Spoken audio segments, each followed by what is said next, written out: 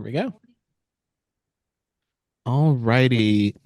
Welcome, listeners. We have on very special guest today, Shane Burley, the author of Fascism Today, What It Is and How to End It, and an upcoming book on anti-Semitism in the modern day and its origins.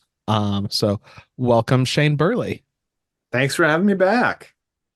Yeah, it's always great to have you on. So you've got a pretty big update as far as what's been happening in the world of like the white right and how they've been approaching like Nordic myth. So what's the big story that you've got there that's just dropped? Well, I think what's important is to note how the right has changed with its relationship to paganism in general, but to Nordic paganism in particular. There was a de facto Nordic pagan element to the alternative right and the European New Right before them, um, really based on the kind of McNallen or Odinist conception of sort of like a reinterpretation of Jungian appropriation of Nordic myth as sort of like racialized archetypes. So this is really important in more or less sort of supernaturalist ways, you know. So on the base level is a lot of stuff coming up from Leda Memoir's book on being a pagan, which is basically asserts that like this pagan identity, including rituals and even naming of gods and things like that, is not really necessarily religious in the traditional sense as much as it is a function of identity building. McNallen and the Asatru Folk Assembly go in a little bit more of a religious direction, but it is largely the same kind of construct, except they would go further and say these are still gods, still actual gods, so that nears the supernatural realm.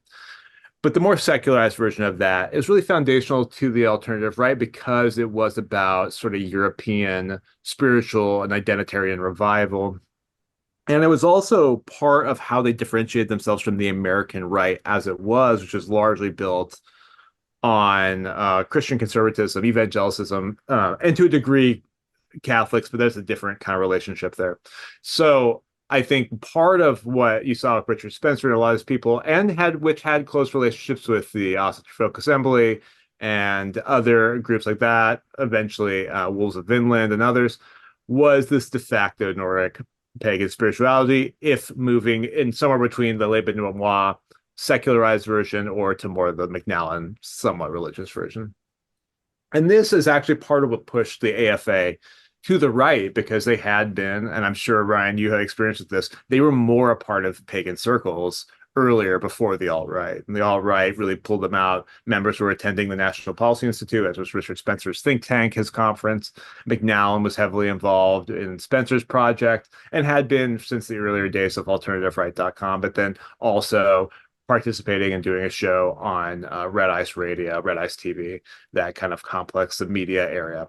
So it basically brought the AFA's racial politics to the front. It was like an activist stance now. It just wasn't just kind of the background narrative for how they understood epigenetic politics or epigenetic spirituality.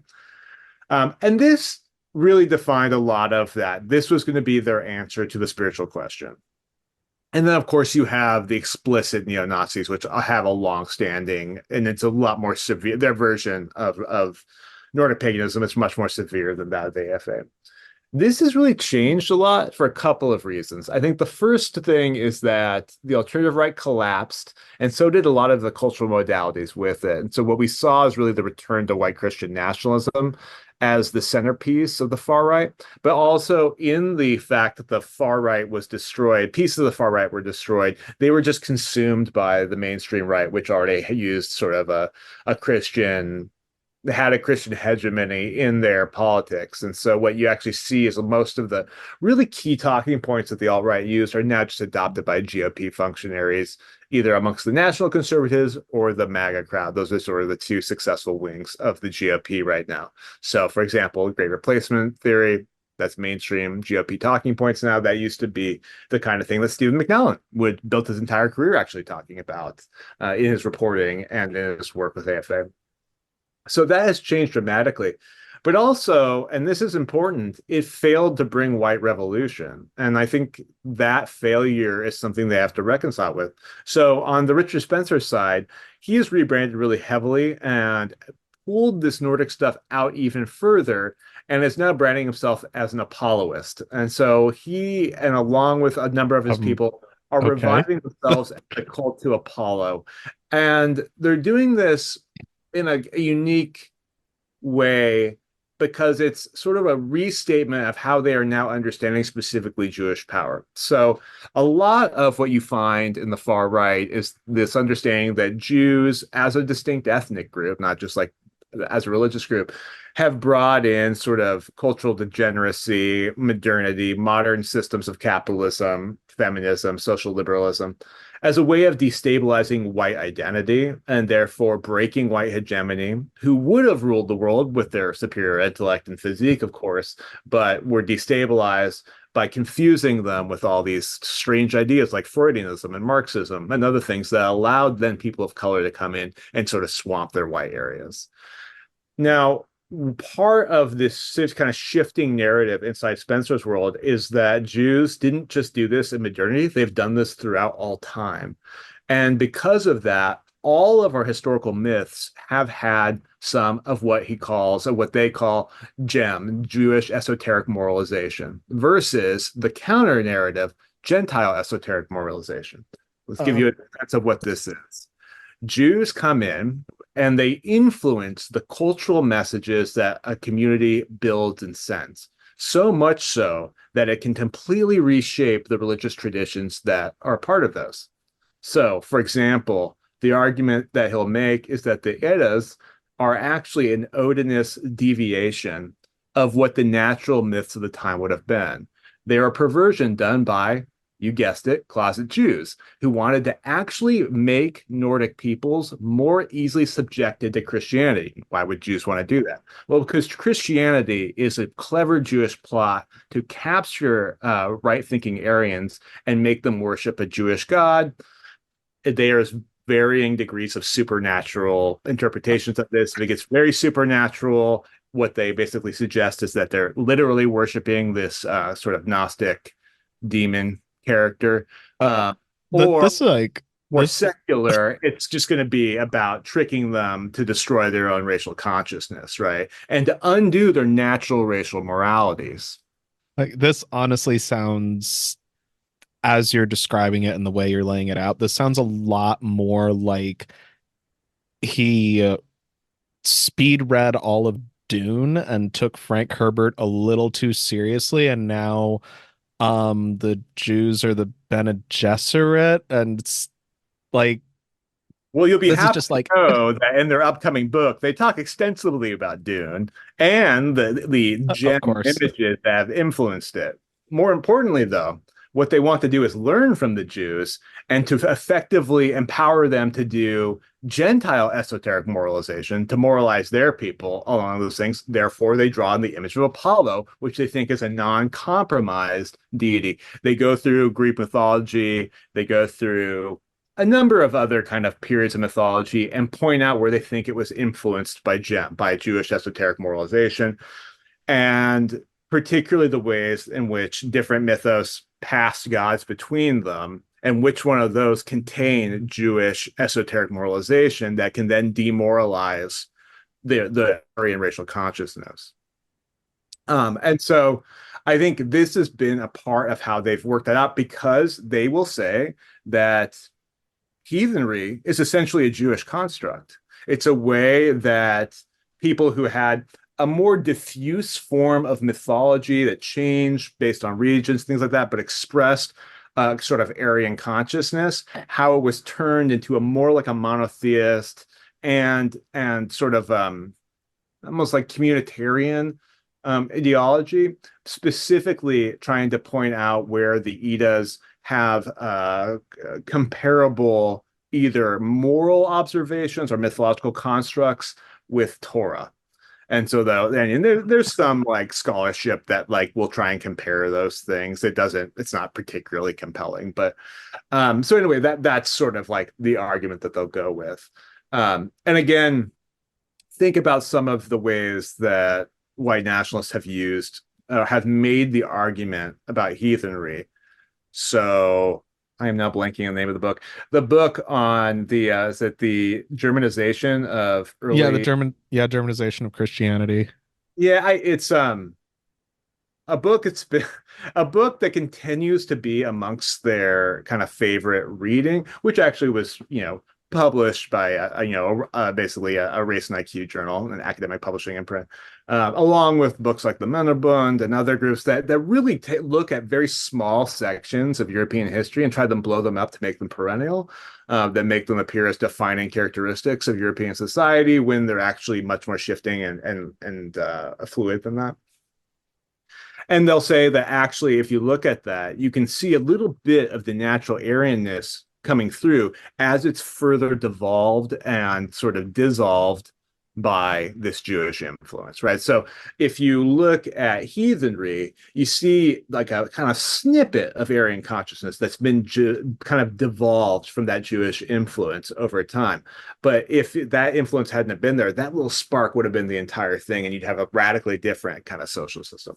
Like this, I mean, this also like it feels like it's just of a piece of the rest of their bigger philosophies around like social Darwinism and might makes right and all this other stuff, and it completely ignores that like the only way you can build a functioning society in like the conditions of early Iron Age Scandinavia is everyone has to cooperate because the climate and growing season and all these other like very material facts say if you don't cooperate with other people you die. Well, Just that's exactly how the Jews won.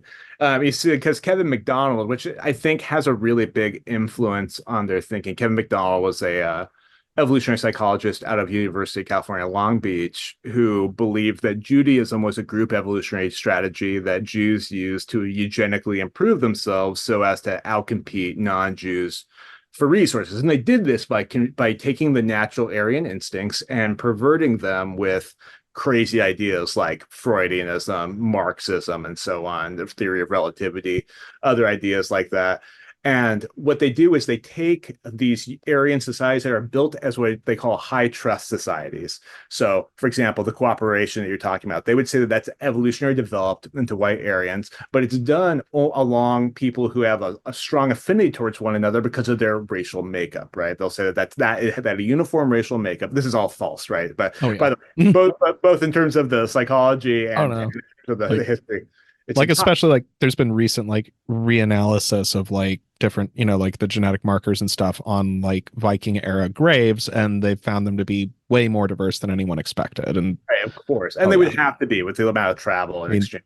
and they were pirates. I mean, Right. pirates are don't care. So I think they call these high trust societies, and they're based on a sense of what they now call a sort of a fatal altruism. There's altruism in these societies, but that's exactly what Jews don't have, right? Jews are not altruistic for non-Jews. So instead, they take the altruistic impulse, they pretend to be Aryans, and then they use that to trick them into suicide. This might sound really wild, but this is an underlying narrative of a huge portion of the right in more or less explicit ways, right? Outside influence are coming in to confuse our right thinking communities into destroying ourselves. Suicide of a superpower, decline of the West. These are the foundational narratives of the right, And so I think with someone like Richard Spencer, part of where he goes more extreme with this is one, he has a much smaller circle because he's screwed people over. He's a very bad boss and very bad colleague and friend, and even worse husband.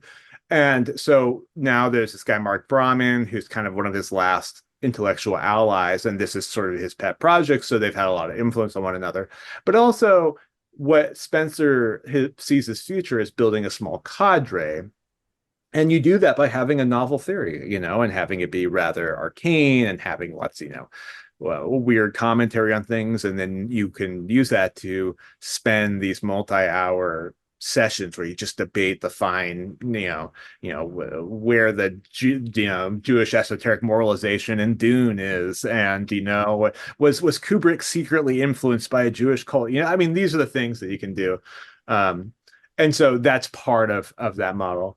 And I think with something like the Asatru Folk Assembly, um, they have now become such outsiders from the rest of the Canadian community that all they have is white nationalists left, right? So now they have to go in that direction. I think before this, we talked a little bit about the Wolves of Vinland, and the Wolves of Vinland have continued to sort of build up their community and communities like them that are not identical. So, they a lot of what their project, Paul Wagner, the founder of the Wolves of Vinland, a lot of his project called Operation Werewolf, beyond selling self-help guides and books and t-shirts and, really cool stickers with barbed wire on them, besides this stuff, it's helping men to create groups like Wolves of Vinland, but for themselves. And this is built really along what they call sort of an indigenous spirituality, which started as a pretty familiar version of heathenry, leaning into a sort of like Nordic occultism to a degree, Gallery Guild, things like that. It has evolved since then, but it's still foundationally built on the runic poems and kind of esoteric readings of runes.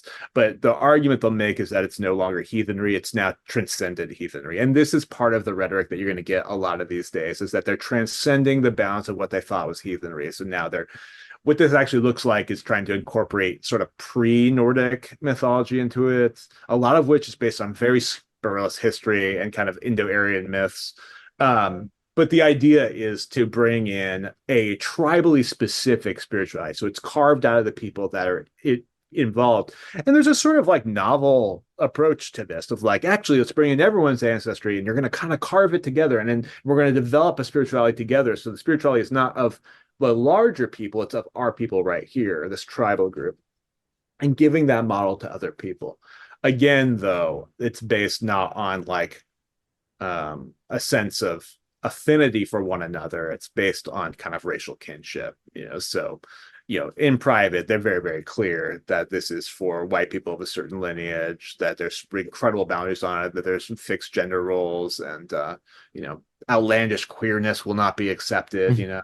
And especially people with disabilities, fat people, things like that are absolutely not going to be a part of it. Oh yeah, like can't be in the Nazi workout club if you're not of the right body, I'd imagine. Anyway, when they come, they have these things people pay a lot of money to go for, these like multi-day events a couple times a year at Waldheim, which is their like kind of outpost in Lynchburg, Virginia.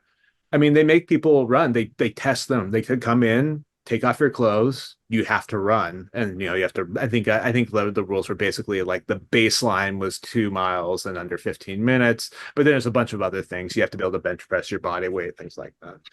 So, and then you have to fight. That was the other part, is that everyone needs to fight. It's like if your first time's here, you have to fight. That's sort of the model of it. So again, it's all these exclusionary rituals because the idea is to have a sort of violent gang, and that's really where the spirituality derives from. So it's not about like maintaining an old tradition. That's really not. It's opportunistic. It's building something that they think will aid in this project.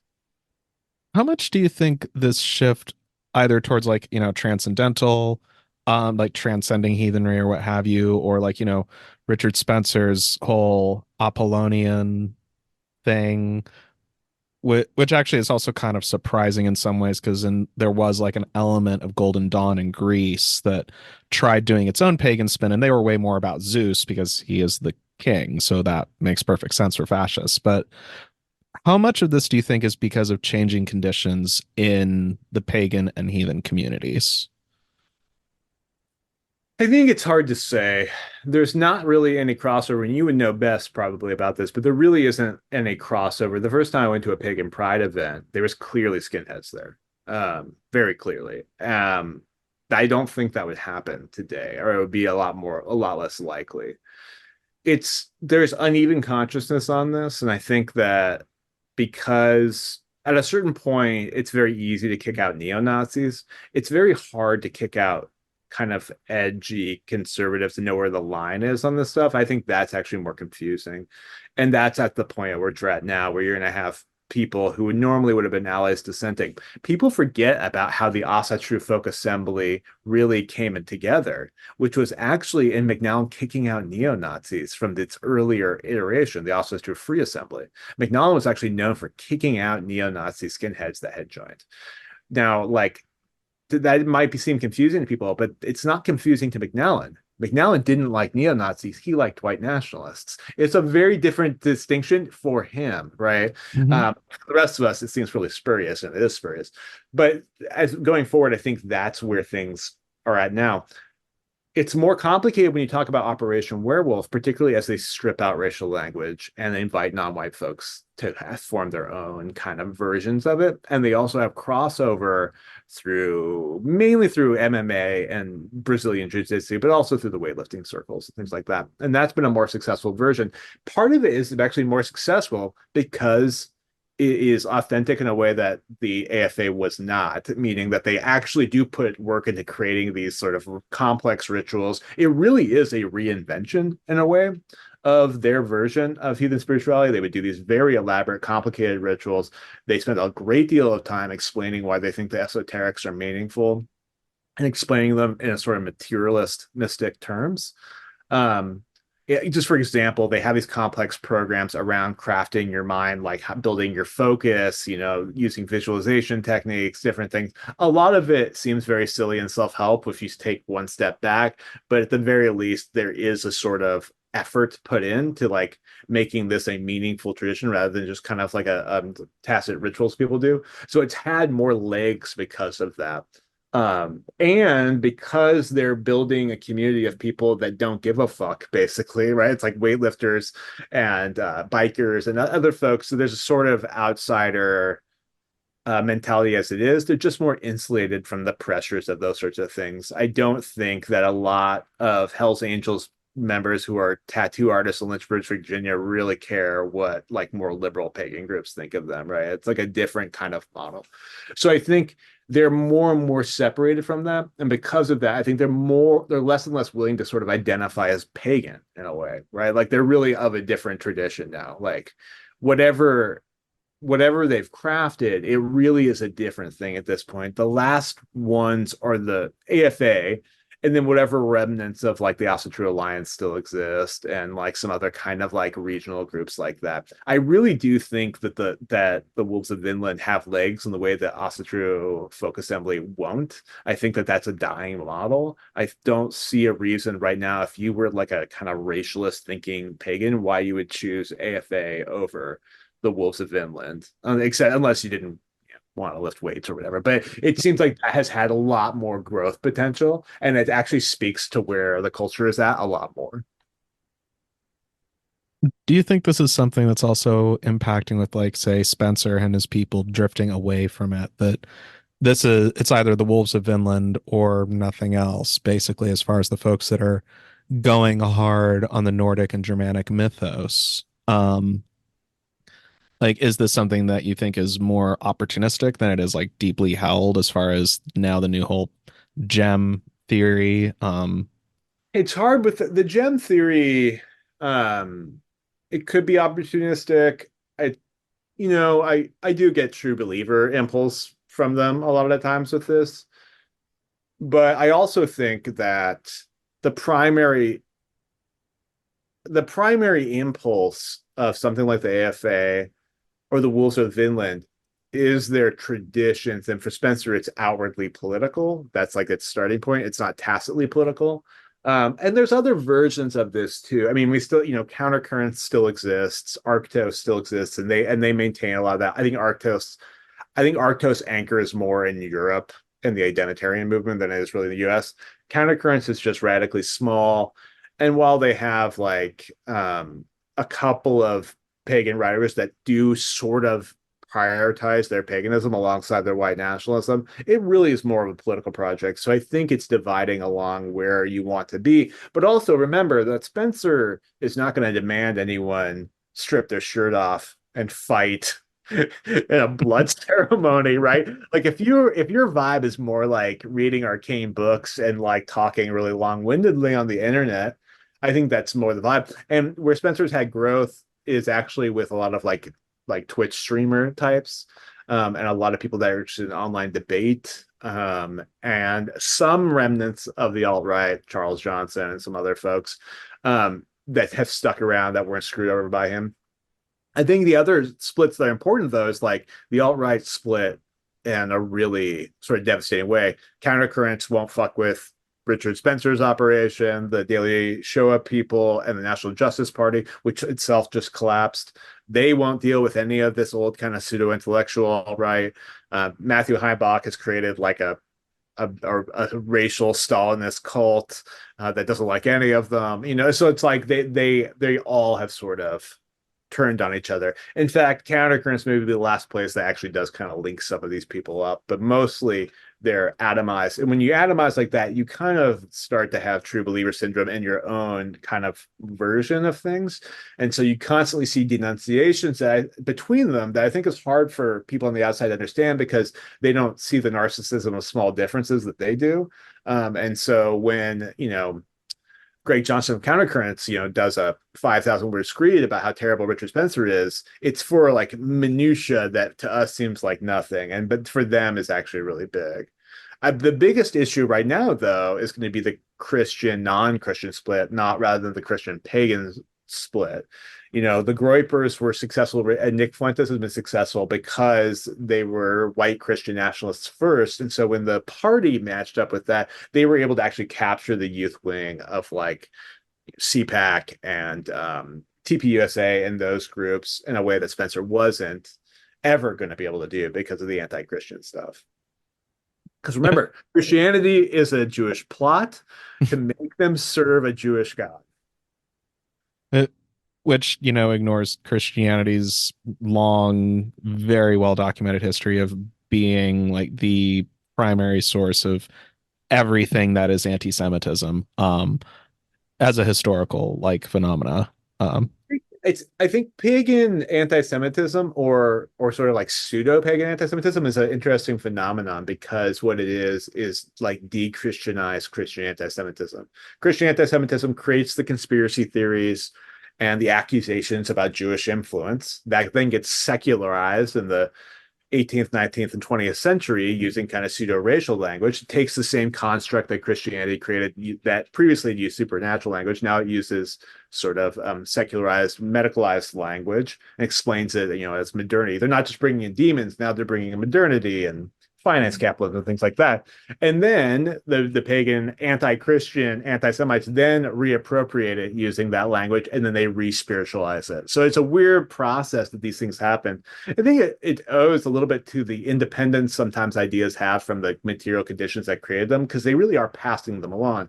Because blaming Jews, there's nothing more Christian than that. That's as Christian as you get, you know? So I oh think yeah, it's a fascinating process that they've gone through. and it's also one that, at least for the folks that lean more into the historical side of pagan practice, it's one that like there's not really a history of anti-Semitism in most of the main cultures that at least not as like an institutional thing. Like absolutely, like, you know, Pharaonic Egypt and the Roman Empire did stuff to Jewish groups that was awful, but it was stuff that was like empire stuff, which is still awful and shouldn't be done anyway, but it wasn't It's like been anti-Semitism. exactly. Yeah, there's a problem in modern anti-Semitism discourse to move backwards from what's believed about Jews or what's done to Jews and to call anti-Semitism because it's done to Jews. And I think that lacks a sort of specificity that we need. Like anti-Semitism is a particular type of ideology that works a particular way, and it comes from a particular set of institutions. And so while there's like sort of what I would call like elements of pre-anti-Semitism in some like, you know, pre-Christian Egyptian circles or like Kemetic circles, you know, it was mainly that Christians who act when we were developing like this kind of theory of anti-Semitism, they turned to those older sources and said, yeah, like, see, they're misanthropic. They even talked about it back then. And so that's sort of the process of bringing it in. But it is entirely a Christian construct because it's entirely based on the Christian concepts of supersessionism, that Christians superseded Jews as the chosen of Israel. Yeah. Uh, it's interesting you're mentioning also this drift of like particularly like Nick Fuentes and those folks that are moving more in the Christian direction. And I think also like it's at least, I mean, when we look at the bigger stuff that's happening within politics in the United States and also other parts of the world, it's very much the Christian far right that's been leading the charge. Like there were Christian charismatics who were big with Bolsonaro's whole movement. The what's his name, Orban in Hungary, and the Peace and Justice Party in Poland were like, I mean, the Peace and Justice Party in Poland was so explicitly Christian that they amended the Polish constitution to say Christ is king in Poland. Like, and then there's Vladimir Putin and everything that's been happening in the US. Um, I think there might also be something similar that's been happening with the AFA, particularly because they've been starting to pick up former KKK organizers as folk builders, which is something that's been reported on by Facts About the Folkish. Do you think they might continue to try to tack more towards chasing the increasingly Christian white nationalist movement, or double down and go potentially sort of a more doomsday cult kind of direction? Because Well, I like think, right now, chasing the Klan seems like they're still trying to play the big game. yeah, I mean, chasing the Klan's an interesting, it's an interesting tactic. I imagine it's coming simply from where they are. They have strongholds in the South and in rural areas, which is unusual. I think like a lot of what racial pagans will do is they will point to Christianity's failures to sustain any kind of racial homogenization. And they will point to it correctly, right? People are all equal in Christ. There's actually those national divisions are by definition meant to be sort of dissolved in a Christian framework. And when you look at a lot of institutions like around, like you mentioned, charismatics, I think Bob Jones University or Liberty, you look at these places, these are, I think we would agree, those are white supremacist institutions, but they work really heavily to promote a type of integration, and particularly based on like missionary work and bringing people in the global South into their kind of religious traditions. This is not what the Klan wants. That is not the Christianity the Klan wants. And so what they have always had in a way the strategic upper hand, saying, look at what your religion has brought. It has brought us to this degenerate place of integrated mega churches and these decadent, degenerate televangelists. I think that is what is actually doing it. So they're basically pushing those whose racial politics are more important than their Christianity. People in those situations make a choice between the two, and they do have the rhetorical weight on their side. So I think they're doing that at a time when Christianity is letting them down. And part of that is because of the way what happens when the GOP becomes further right is because it brings a lot of hope to them and then it fails to deliver the level of revolution that they're looking for, right? Like the MAGA movement is not revolutionary like the Klan is. And so I think it's actually when the Republican Party swells and actually moves to the right that they actually get most disillusioned, because it's very clear at that point that they're not going to reach the same status they want. So I think that's part of what's happening here. I think also, like, never underestimate what intentional organizing does. I mean, they talk to the Klan, you know, nobody else talks to the Klan. So I think just that and saying like, hey, we have this cool organization and we talk about these things, and that's your ancestry too. Those are your people. I think that stuff just has legs. And also remember, the Klan always is successful with vulnerable people. This is something that we don't talk about as much anymore because I think the alt-right changed the dynamic, but neo-Nazi skinhead groups, the Klan, those are broken individuals. Those are actually people with lots of problems. And because of that, can be people who are mobile. You tend to see more sort of like exit folks who leave white nationalist movements from those kind of groups, because a lot of times it was personal crisis that got them there. It wasn't like they, came across, Charles Murray in college. That's not like how their process went. So I think it's also people who are just mobile in their lives because they're working on crisis.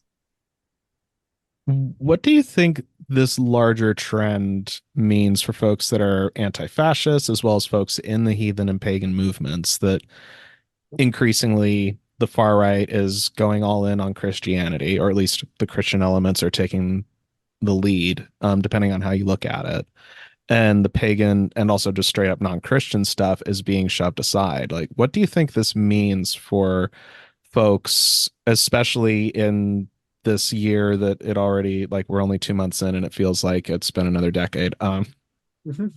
I mean, I think the first thing is need to build alliances because pagan groups are being targeted, which is not like historically a huge component, numerically, but it's certainly happening, and it's going to continue to happen as the Christian right grows. So I think having that conversation, talking with other communities that have been targeted by the far right, and saying, "Hey, now our stuff is actually being targeted too," and having that two-way relationship, that's always going to be important. Like having this is why I think actually interfaith organizing has some opportunities here because there's a very clear fulcrum.